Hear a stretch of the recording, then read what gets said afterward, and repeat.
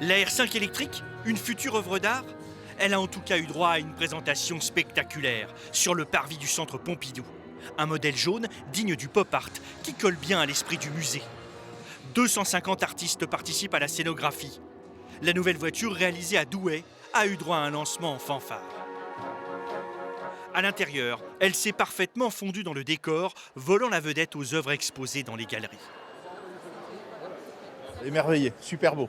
Et il y a des symboles des anciennes qu'on a eues quand on était jeunes. Ouais, c'est tout de suite attachant, quoi. Vous dites attachant, il y a un côté affectif à cette voiture? Énormément, énormément. C'est notre jeunesse en fait. Et on en a encore une à la maison, une ancienne. Donc on a hâte de la mettre à côté de l'ancienne. Dans le sanctuaire de l'art contemporain, des couleurs dignes de Jeff Koons ou Andy Warhol, un design moderne mais qui rappelle l'ancien modèle, la R5 électrique a des points communs avec la précédente version. La Renault 5 de 1972, c'était une voiture très, très abordable et qui tombait juste par rapport à une crise pétrolière à l'époque et qui était un produit très populaire finalement et très pop aussi dans le sens joyeux. Donc c'est exactement ce qu'on a voulu faire aujourd'hui dans la société d'aujourd'hui, dans le monde d'aujourd'hui. Une électrique abordable, populaire et pop.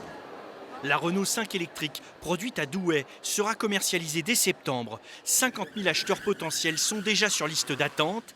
Il faudra en revanche attendre l'an prochain pour mettre la main sur la version la plus abordable du véhicule. Le constructeur annonce un modèle entrée de gamme à moins de 25 000 €. Et bonsoir Luciano Biondo, Bonsoir. je le rappelle, vous êtes le directeur des opérations industrielles de la filiale Renault Ampère et le papa, si on peut le dire, de la R5 électrique, un véhicule important dans le virage technologique que représente l'électrique. Pourquoi vous êtes attaqué à cette icône, la R5 ? Alors d'abord, je ne suis pas le papa. Le papa, c'est Luca Di Meo et Gilles Vidal. Il faut leur donner la vedette parce que c'est un super produit. Donc moi, j'ai la charge de la fabriquer à Douai. Donc c'est déjà une belle mission.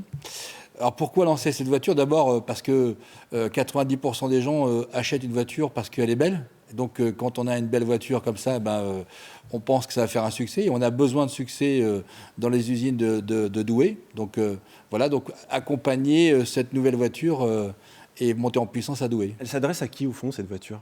À tout le monde. À tout le monde. Cette voiture va sortir, comme vous venez de le dire dans le reportage, à moins de 25 000 €. C'est l'équivalent d'une essence hybride. Donc c'est une voiture qui aujourd'hui s'adresse à tout le monde. Et en plus, je rappelle toujours qu'une voiture électrique en consommation coûte moins cher qu'une voiture thermique. 25 000 €, est-ce qu'elle est aussi abordable qu'elle ne l'était à l'époque justement de son lancement ? Je vous laisse refaire le calcul, mais en tout cas aujourd'hui, le marché, quand on regarde les voitures de son segment hybride électrique, ils sont aussi à hybride essence, sont aussi à 25 000 €. Mais est-ce Donc, que ça répond justement à l'enjeu de démocratisation de la voiture électrique ?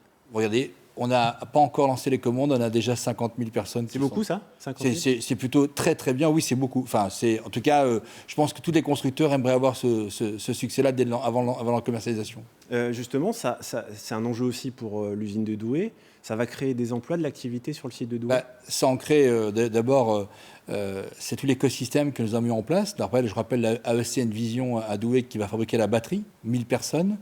Et on est pour l'instant, ce n'est pas le cas pour la R5. L'usine redémarre, de l'usine Envision démarre fin 2024.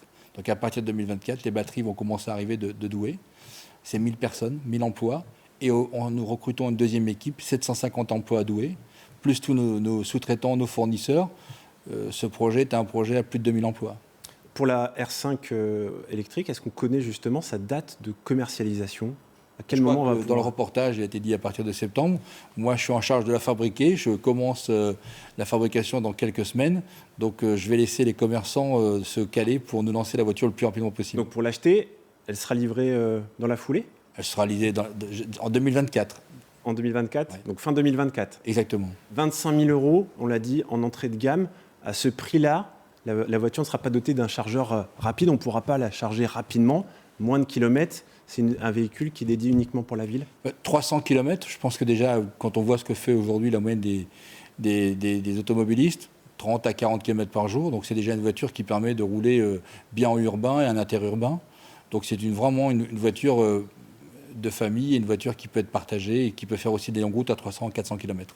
Merci beaucoup Luciano Biondo de nous avoir parlé de cette R5, d'avoir répondu à nos questions.